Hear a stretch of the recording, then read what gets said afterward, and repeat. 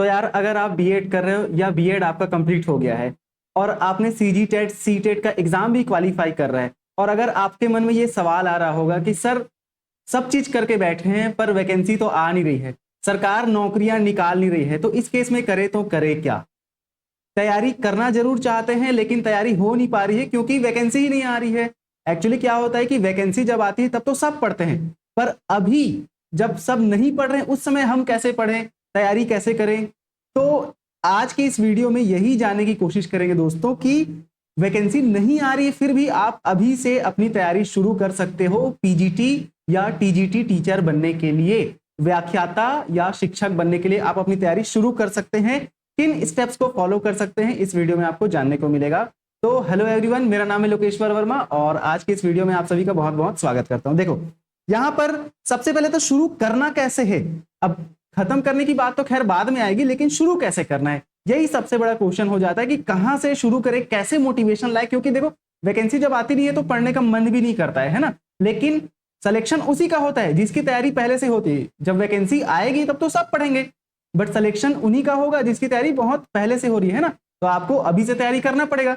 तो अभी से तैयारी करने के लिए कहां से मोटिवेशन लाए, कैसे पढ़ना शुरू करें, है ना। तो 2-4 स्टेप्स हैं, उनको फॉलो करके आप बिल्कुल अपनी तैयारी स्टार्ट कर सकते हैं, ठीक है। और प्रॉपर टाइम मैनेजमेंट के साथ में आप अच्छे से रोज पढ़ सकते हैं। उन स्टेप्स को आगे मैं बताने वाला हूं और लास्ट में एक ऐसा बोनस टिप्स जो आपकी तैयारी को बूस्ट करने में हेल्प करेगी आपको, ठीक है। तो लास्ट तक बिल्कुल वीडियो में बने रहेंगे और यार वीडियो अगर पसंद आएगा तो मैं जानता हूं आप लाइक तो कर ही देंगे, ठीक है, और सब्सक्राइब तो आप करेंगे ही ऑब्वियसली, ठीक है। चलो भाई, अब कोई भी अपडेट पाने के लिए बायोमास्टर लोकी में जो भी क्लासेस हो रही है उसके पीडीएफ नोट्स वगैरह सब चीज पाने के लिए आप बायोमास्टर लोकी का टेलीग्राम चैनल बिल्कुल ज्वाइन करेंगे, है ना। और ये हमारा वेबसाइट जहां पर 2 कोर्स चल रहे हैं, पीजीटी बायोलॉजी, अगर आप व्याख्याता बायोलॉजी की तैयारी कर रहे हैं उसके लिए ऑनलाइन कोर्स चल रहा है जिसमें अभी ऑफर चल रहे हैं, है ना।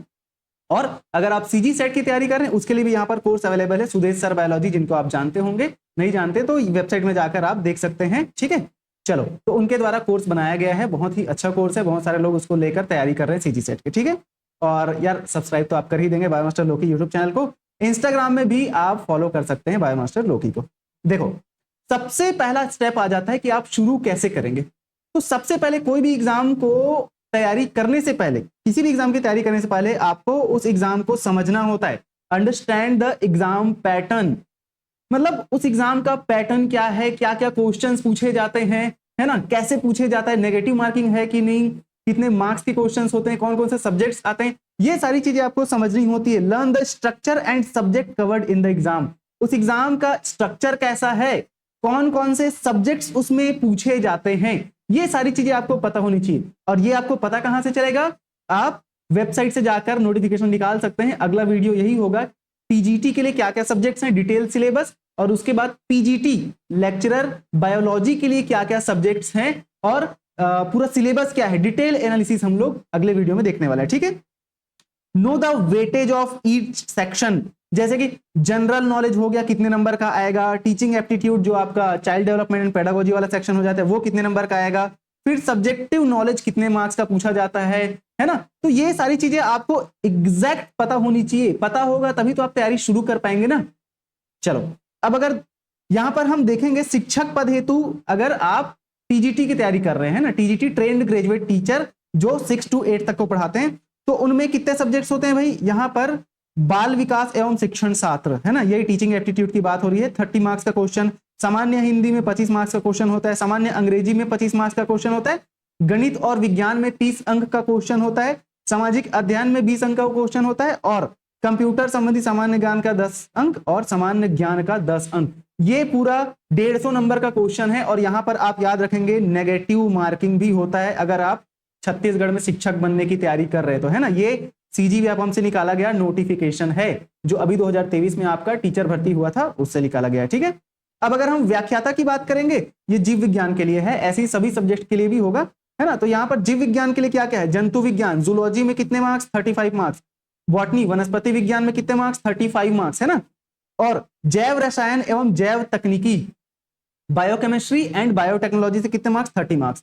तो ये जो 35, 35, 70 और ये 30 मार्क्स 30 अंक, इन तीनों को मिलाकर हो जाते हैं टोटल 100 मार्क्स का। तो ये जो 100 मार्क्स का क्वेश्चन है आपका सब्जेक्टिव होगा, आप कोई भी विषय वाले हो, ये 100 नंबर का है, आपका सब्जेक्टिव 100 मार्क्स का होगा, ठीक है। उसके बाद बाकी 50 अंक का जो है बाकी सब्जेक्ट, जैसे कि ये हो गया आपका सीडीपी वाला पोर्शन हो जाएगा, है ना, शैक्षिक मनोविज्ञान, शिक्षा में आकलन एवं मूल्यांकन, शिक्षण शास्त्र, शैक्षिक अभिवृत्ति, इसके 30 अंक आते हैं। सामान्य हिंदी का 5 अंक, सामान्य अंग्रेजी, कंप्यूटर की सामान्य जानकारी तथा सामान्य ज्ञान, इन सभी के भी 5-5 अंक आ जाते हैं। तो टोटल मिलाकर ये हो जाता है 150 नंबर का। और 150 नंबर में से आपको 90 मार्क्स ला लिए तो आप चाहे किसी भी कैटेगरी से हो, सिलेक्शन आपका पक्का है, ठीक है। यहां पर भी आप याद रखेंगे नेगेटिव मार्किंग है, ठीक है, नेगेटिव मार्किंग है। तो चलो भाई, और सभी क्वेश्चन 1 नंबर का है, नेगेटिव मार्किंग होता है यहाँ पर 25%, मतलब अगर एक क्वेश्चन गलत कर रहे हैं तो 0.25 मार्क्स यहाँ पर कटता है, ठीक है। अब अगर हम स्टेप 2 की अगर बात करेंगे तो यहाँ पर क्रिएट अ स्टडी प्लान। अब देखो, पहले आप एग्जाम को समझ लिए अच्छे से कि एग्जाम का पैटर्न क्या है, कितने सब्जेक्ट पूछे जाते हैं, कौन कौन से मार्क्स के पूछे जाते हैं, कितने मार्क्स के पूछे जाते हैं, ठीक है। अब उसके बाद आपको स्टडी प्लान प्रॉपर बनाना होगा कि किस सब्जेक्ट को मैं कितना टाइम दूं, किस सब्जेक्ट, कौन सा सब्जेक्ट मेरा वीक है और कौन सा सब्जेक्ट मेरा अच्छा है। तो जो वीक वाला है उसको ज्यादा टाइम दोगे, है ना। तो यहां पर allocate time for each subject, ठीक है, आपको सभी सब्जेक्ट के लिए टाइम एलोकेट करना पड़ेगा, है ना, तभी तो आपकी तैयारी अच्छे से चलेगी। Prioritise difficult topics but ensure every section is covered. आपको क्या करना पड़ेगा, जो डिफिकल्ट टॉपिक है, जो आपको अच्छे से समझ नहीं आता है ना, आपको वो टॉपिक जो अच्छे से समझ नहीं आ रहा है उसको आपको पहले स्टडी करना पड़ेगा, प्रायोरिटाइज करना पड़ेगा उसको, है ना, पहले अच्छे से तैयारी करना पड़ेगा। उसके बाद फिर जाकर आपको जो इजी सेक्शन है आपका उसको तैयारी करोगे, ठीक है। लेकिन याद रखना, कठिन वाला जो पोर्शन है उसको पढ़ने के चक्कर में जो इजी वाला जो आपका स्ट्रॉन्ग पॉइंट है उसको छोड़ मत देना, ठीक है, उसको भी साथ साथ रिवाइज करते रहेंगे। Include time for revision and mock test. तो आपको सिर्फ पढ़ते नहीं जाना है, बोलते ना कि आगे पार्ट पीछे सा पार्ट, तो यार आप आज पढ़ो, उसको कल थोड़ा सा रिवाइज करो, फिर परसों थोड़ा रिवाइज करो, ऐसे रोज रिवीजन का भी टाइम आपको एलोकेट करना है, ठीक है। तो अपना जो स्टडी प्लान है, टाइम टेबल है, बहुत अच्छे से बनाना है। दिन भर में आप जो भी काम कर रहे हो, ठीक है, साथ साथ कुछ अर्निंग भी करो, क्योंकि वैकेंसी आ नहीं रही है तो खाली बैठ नहीं सकते अपन, है ना। इसीलिए थोड़ा बहुत ही कुछ अर्निंग करो, लेकिन 1-8 घंटे अगर अर्निंग में दे दिए तो बाकी टाइम जो है अपना तैयारी में आप लगा सकते हैं, है ना। क्योंकि एज जैसे जैसे बढ़ते जाता है हमारे ऊपर रिस्पॉन्सिबिलिटीज भी बढ़ते जाती है, इसीलिए अपना सेल्फ जो खर्चे हैं अपने खुद के, उसके लिए खुद तो कमाना ही पड़ेगा। चलो, अब अगर हम तीसरे स्टेप की बात करते हैं, तो आपने क्या कर लिया, पूरे पैटर्न को समझ भी लिया और अपना पूरा स्टडी प्लान भी बना लिया कि मेरे को इस सब्जेक्ट को इतना समय देना है, इतने समय इस सब्जेक्ट को पढ़ना है करके, ठीक है। क्या पढ़ना है अब, है ना, सब्जेक्ट तो डिवाइड कर लिया आपने कि इस समय मेरे को ये पढ़ना है, इस समय मेरे को ये पढ़ना है करके, लेकिन आपको पढ़ना क्या है। तो सबसे पहले आप पढ़ाई स्टार्ट जब कर रहे हैं ना, तो ये मत सोचना कि यार मेरे को ना मेरा बेसिक्स क्लियर है तो मैं थोड़ा हायर लेवल में जाऊंगा, क्योंकि अभी वैकेंसी नहीं आ रही तो आपके पास टाइम बहुत है। इसलिए आपको ना अपने बेसिक्स को इतना ज्यादा स्ट्रॉन्ग कर लेना है, इतना ज्यादा स्ट्रॉन्ग कर लेना है कि मतलब यार कोई भी क्वेश्चन पूछ दे मैं बना लूंगा, ठीक है, क्योंकि आपका बेसिक स्ट्रॉन्ग रहेगा तो हायर लेवल के क्वेश्चन आप अटेम्प्ट कर पाओगे। लेकिन बेसिक्स ही स्ट्रॉन्ग नहीं है तो कैसे हायर लेवल के अटेम्प्ट करोगे, है ना। इसलिए अपना बेस फाउंडेशन अच्छे से स्ट्रॉन्ग करने के लिए आपको एनसीईआरटी बुक पर फोकस करना पड़ेगा। तो सबसे पहले आप पढ़ना स्टार्ट करो एनसीईआरटी बुक, है ना। तो आप जब किसकी तैयारी कर रहे हो, अगर टीजीटी की तैयारी कर रहे हो तो 6, 7, 8 का एनसीईआरटी पूरा कई बार पढ़ डालो, ठीक है। एक दिन एक चैप्टर टारगेट करो, उसको पढ़ो, दूसरे दिन उसका रिवीजन करो, ठीक है। अगर आप व्याख्याता लेक्चरर की तैयारी कर रहे हैं तो 11, 12 का एनसीईआरटी आपके फिंगर टिप में होना चाहिए। मतलब हर एक चीज आपको याद हो जाना चाहिए और उसके जो क्वेश्चंस है, नीट लेवल का क्वेश्चन आपको सॉल्व करना पड़ेगा, है ना, जब आप पीजीटी की तैयारी कर रहे हो, ठीक है। तो हर एक चीज आपको इतने ज्यादा अच्छे से याद हो जाना चाहिए कि मतलब कोई भी क्वेश्चन पूछ दे एग्जाम में सब बन जाएगा आपसे, है ना। Read NCERT book for class 11, 12 for strong foundation in your subject, ठीक है। तो आप अपने सब्जेक्ट का एनसीईआरटी पढ़ो, ठीक है, जो भी सब्जेक्ट वाले हो आप, है ना, फिजिक्स, केमिस्ट्री, बायोलॉजी, जो भी सब्जेक्ट वाले हो, अपने सब्जेक्ट का एनसीईआरटी आप अच्छे से तैयारी कर लो, कहीं पर भी लैक नहीं करोगे आप, ठीक है। Most exam questions are based on these books, ठीक है। तो अधिकतर जो भी एग्जाम्स होते हैं ना उनमें क्वेश्चंस एनसीईआरटी से ही पूछा जाता है, क्योंकि एनसीईआरटी सेंटर लेवल का है और सेंट्रल लेवल का है और वहीं से ही अधिकतर क्वेश्चंस पूछे जाते हैं, ठीक है। अब अगर हम स्टेप 4 की बात करते हैं तो प्रैक्टिस प्रीवियस ईयर क्वेश्चन। अब भाई आपने समझ भी लिया एग्जाम को, टाइम टेबल बना लिया, बुक भी सेलेक्ट कर लिया और पढ़ना भी स्टार्ट कर लिया, लेकिन क्या सिर्फ आपके रोज पढ़ने से हो जाएगा क्या? नहीं, अपने आप को टेस्ट भी तो करना पड़ेगा आपको, इसीलिए और अपना जो कॉन्सेप्ट है उसको ब्रश अप करना पड़ेगा रोज के रोज। तो उसके लिए आप क्या कर सकते हैं, previous year question paper attempt कर सकते हैं, क्योंकि आपको अपने नॉलेज को टेस्ट तो करना पड़ेगा ना कि मैंने जो पढ़ा है वो मैं अप्लाई कर पा रहा हूं कि नहीं, जो भी प्रीवियस ईयर क्वेश्चंस आए हैं उनको मैं बना पा रहा हूं कि नहीं। तो इसके लिए आपको क्या करना पड़ेगा, प्रीवियस ईयर क्वेश्चन आप गूगल से डाउनलोड करें और रोज एक टॉपिक पढ़ें, 2-4 प्रीवियस ईयर क्वेश्चन देख ले। या ऐसा कर सकते हैं कि अच्छा 2 दिन में पढ़ूंगा, तीसरे दिन मैं इसका प्रीवियस ईयर क्वेश्चन सॉल्व करूंगा। मार्केट में बहुत सारे बुक्स हैं अवेलेबल, आपको मिल जाएंगे, ठीक है। आगे आने वाले वीडियोस में आपको बुक का लिस्ट भी बता दूंगा कि कौन से सब्जेक्ट के लिए कौन कौन सा बुक आपको पढ़ना है, ठीक है। तो आप इसके लिए चैनल से अपडेटेड रहेंगे। तो previous year question most important है, ये आप याद रखेंगे। Solve past year paper two understand the question format, है ना भाई, आपको किस लेवल का क्वेश्चन पूछा जा रहा है, पैटर्न क्या है क्वेश्चन पूछने का, ठीक है। तो ये आप जब तक प्रीवियस ईयर क्वेश्चन सॉल्व नहीं करोगे तब तक आपको पता नहीं चलेगा, इसीलिए previous year question is must.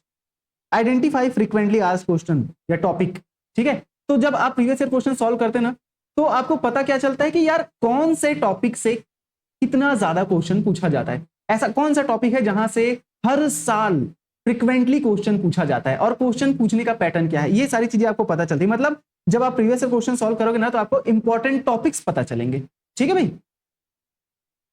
Analyse mistakes and improve. अब जब आप प्रीवियस ईयर क्वेश्चन सॉल्व करने जाओगे ना तो आपको क्या होगा कि कुछ कॉन्सेप्ट ऐसे रहेंगे जो आप भूल जाओगे, है ना, या कुछ कॉन्सेप्ट ऐसे रहेंगे जिनका क्वेश्चन आप बना नहीं पाओगे। तो वहां पर आपको समझ आने लगेगा अपने आप में कि यार मैंने क्वेश्चन सॉल्व करा लेकिन मेरे से बना नहीं, ठीक है। तो वहां से आपको यह पता चलेगा कि मेरा ये वाला टॉपिक जो है अच्छे से मेरा कॉन्सेप्ट क्लियर नहीं हुआ, इसलिए आप उसको अच्छे से एनालाइज कर पाएंगे कि मेरा कॉन्सेप्ट कौन सा क्लियर नहीं है। फिर आप एक बार जाके फिर से उस कॉन्सेप्ट को क्लियर करेंगे, पढ़ेंगे, है ना। तो ये स्टेप 4 भी आप ध्यान रखेंगे, प्रीवियस ईयर क्वेश्चन मस्ट है कभी भी किसी भी एग्जाम की तैयारी कर रहे हो तो। अगर स्टेप 5 की बात करते हैं तो टेक मॉक टेस्ट। अब मॉक टेस्ट लेना भी बहुत जरूरी है, गूगल में बहुत सारे इंस्टीट्यूट्स के द्वारा मॉक टेस्ट लिया जाता है ना। हमारे बायोमास्टर लोकी में भी मॉक टेस्ट का प्लानिंग अपन कर रहे हैं, ठीक है। तो मॉक टेस्ट क्या है, बेसिकली सेम एग्जाम पैटर्न में आपका टेस्ट होता है, एग्जैक्ट टाइमिंग होता है। तो यहां पर आप क्या कर पाएंगे, मॉक टेस्ट से regularly take mock test to simulate the real exam environment. Mock test देने से क्या होता है ना दोस्तों कि आप रियल एग्जाम इन्वायरमेंट को फील कर पाते हैं। जब आप मतलब आप जब क्या करेंगे, मॉक टेस्ट देंगे तो 3 घंटे का टाइम रहेगा। इस 3 आवर्स में आप एग्जाम में जितने क्वेश्चन आते हैं उतना क्वेश्चन आप इस 3 घंटे में क्या करोगे, सॉल्व करोगे। इससे क्या होगा, आपका जो टाइम मैनेजमेंट का वो है स्किल है वो डेवलप हो पाएगा, और एग्जाम में जो प्रेशर होता है ना उसको आप हैंडल कर पाएंगे जब आप बहुत सारे मॉक टेस्ट सॉल्व कर चुके हैं तो, है ना। Focus on time management and accuracy, ठीक है। तो मॉक टेस्ट जब देंगे तो आपकी जो एक्यूरेसी है बहुत अच्छे से बढ़ती है और आप टाइम मैनेजमेंट बहुत अच्छे से कर पाते हैं। Review your performance and work on weak areas. तो जब आप मॉक टेस्ट देंगे तो आप अपने परफॉर्मेंस को रिव्यू कर पाएंगे, पता कर पाएंगे कि यार मैं अच्छे से परफॉर्म कर पा रहा हूं कि नहीं एग्जाम में, क्योंकि मॉक टेस्ट आपको रियल एग्जाम फील करवाएगा, है ना। एग्जाम वाला कंडीशन ही फील करवाता है। तो इससे आप अपने आप को एनालाइज कर पाएंगे कि यार मैं एग्जाम वाले कंडीशन में अच्छे से अपने कॉन्सेप्ट को यूज कर पा रहा हूं कि नहीं क्वेश्चंस में, है ना। तो ये चीज है, इसीलिए मॉक टेस्ट लेना भी बहुत जरूरी हो जाता है, ठीक है। चलो अब लास्ट स्टेप आता है, बहुत ही ज्यादा इंपॉर्टेंट है ये स्टेप, और यही आपके लिए बोनस स्टेप रहेगा, क्या, stay consistent and take breaks.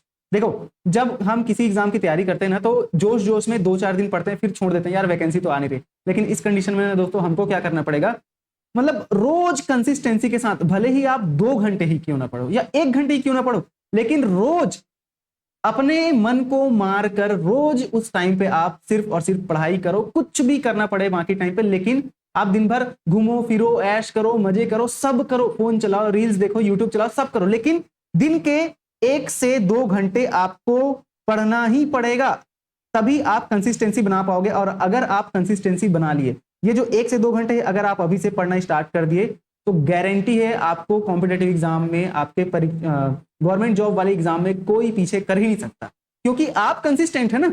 जब वैकेंसी नहीं आई है तब आप कंसिस्टेंट है, तो वैकेंसी आएगी तब आपकी जो कंसिस्टेंसी और बढ़ जाएगी। अभी आप 1 से 2 घंटे पढ़ते रहोगे, जब वैकेंसी का नोटिफिकेशन आ जाएगा तो और टाइम बढ़ा लेंगे, है ना।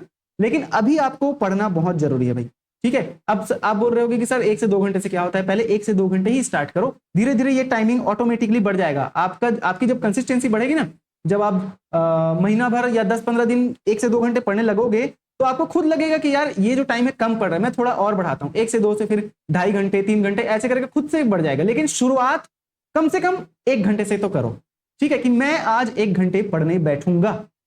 तो कंसिस्टेंसी किसी भी एग्जाम में बहुत ही ज्यादा इंपॉर्टेंट हो जाता है दोस्तों, है ना, याद रखना। तो stick to your study schedule with consistency. आप जो भी शेड्यूल बनाए, मैं अगर शाम को 6 से 8 बजे के बीच में पढ़ूंगा तो पढ़ूंगा, चाहे दुनिया इधर से उधर हो जाए, मैं पढ़ूंगा तो पढ़ूंगा। ये बहुत इंपॉर्टेंट है दोस्तों, ठीक है। दूसरा, don't forget to take short breaks to refresh your mind, ठीक है। अब जब आप पढ़ रहे हैं ना, तो उस समय आपको ब्रेक भी लेना होता है, ठीक है। 10 मिनट का ब्रेक ले लो, गाने सुन लो या मम्मी से बात करने चले जाओ, कुछ भी कर लो, लेकिन 10 मिनट का ब्रेक लेना बहुत जरूरी है, क्योंकि उससे क्या होता है, आपका जो माइंड है ना वो और चार्ज अप हो जाता है, ठीक है। इसलिए आपको ब्रेक्स भी लेना जरूरी है अपने प्रिपरेशन के दौरान, ठीक है। चलो भाई, तो मैं उम्मीद करूंगा ये जो 6 पॉइंट है, क्या क्या पॉइंट देखें हम लोग। सबसे पहले आपको क्या समझना पड़ेगा, एग्जाम पैटर्न को समझना है, पहला पॉइंट, ठीक है। कौन कौन से क्वेश्चंस, मतलब कैसे कैसे क्वेश्चंस पूछे जाते हैं, कितने मार्क्स के क्वेश्चन। दूसरा आपको समझना करना है क्या, अपना जो स्टडी प्लान है वो क्रिएट करना है कि मैं इस सब्जेक्ट को इतने टाइम तक पढ़ूंगा, ठीक है, इस सब्जेक्ट को इस दिन पढ़ूंगा। फिर आपको एनसीईआरटी बुक्स पर पहले फोकस करना है, पहले एनसीईआरटी बुक पढ़ो, उसके बाद दुनियादारी पढ़ना है, ठीक है। तो बेसिक्स आपका पहले अच्छे से क्लियर होना चाहिए। फिर आपको ध्यान देना है किसमें, प्रैक्टिस प्रीवियस ईयर क्वेश्चन। जब आप पढ़ने लगेंगे तो प्रीवियस ईयर क्वेश्चंस बिल्कुल आप सॉल्व करो, एक चैप्टर पढ़ो, उसका प्रीवियस ईयर क्वेश्चन सॉल्व करो, ठीक है। फिर दूसरा, फिर उसका प्रीवियस ईयर, ऐसे। और आपको मॉक टेस्ट भी देख के देखना है, जब आपका सिलेबस थोड़ा कंप्लीट होने लगेगा ना, तो आप मॉक टेस्ट लगा सकते हैं, ठीक है। और रोज के रोज अपनी कंसिस्टेंसी को बनाए रखना है। अगर 1 घंटे पढ़ रहे हो तो रोज 1 घंटे पढ़ो, ठीक है। तो ये बहुत जरूरी होता है। और ब्रेक्स भी आपको लेना है। हमेशा याद रखना दोस्तों कि फोकस खुद पर करो जब तक लोग तुम पर फोकस ना करने लग जाए।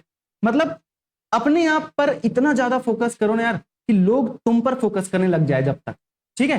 क्योंकि क्या होता है ना कि हमारा कोई अस्तित्व नहीं होता, हमारी कोई वजूद नहीं होती जब तक हम अपने आप में कुछ बन नहीं जाते, कुछ कर नहीं जाते, है ना। लेकिन जब हम कुछ बन जाते हैं ना, सरकारी नौकरी लग जाएंगे या और कुछ बड़ा काम कर लेंगे ना, तो हम पे लोग फोकस करेंगे। क्योंकि आपके जेब में जब पैसा होगा ना दोस्तों, तो हर कोई आपको पूछेगा। लेकिन जब तक आपके जेब में पैसा नहीं है ना, तो कोई आपकी इज्जत नहीं करने वाला। इसीलिए फुल पैसा कमाना है, ये ड्रीम होना चाहिए आपका। पैसा कमाना है, इतना पैसा कमाना है यार कि मेरे को ना कभी भी किसी चीज के लिए सोचना ना पड़े, ये आपका गोल होना चाहिए। हालांकि पैसा ही सब कुछ नहीं होता है, लेकिन पैसा बहुत इंपॉर्टेंट है, ये भी आपको ध्यान में रखना है, ठीक है। पैसा आपको इज्जत दिलाता है, ठीक है भाई। चलो, तो ये आप ध्यान रखेंगे, आप अपने आप पर बहुत अच्छे से फोकस करें, ठीक है। चलो, मैं उम्मीद करूंगा आपको ये वीडियो पसंद आया होगा और जो भी स्टेप्स बताए हैं वो आपको अच्छे लगे होंगे। अगर आप उन स्टेप्स को फॉलो करते हैं तो डेफिनेटली गारंटीड आपकी तैयारी अच्छे से चलेंगी। शुरू आप कर सकते हैं और ऐसे ही करते करते फिर आप अपना तैयारी खत्म भी कर सकते हैं वैकेंसी आने से पहले। वैकेंसी जब आएगी तब आपका पूरा तैयारी हो रखा रहेगा, और जब वैकेंसी आएगी तो 2 महीने का टाइम रहेगा, उसमें रिवाइज करेंगे, है ना।